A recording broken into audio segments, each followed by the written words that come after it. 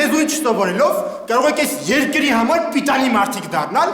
ոնց կարելի է ամբողջ կիսամյակ ոչ մի դաս չպատասխանել ու ամեն օր երկուստեր ստանալ։ Ընկեր Խաչատյան, դուք սխալվում եք, մենք շաբաթ կիրակի օրերը դասի չենք գալիս։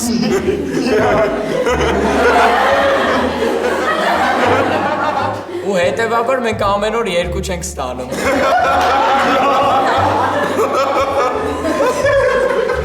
Իսքանից հետո համարձակվում եք ինձ պատասխանել։ Դուք չէիք ասում ձեզ պատասխանենք։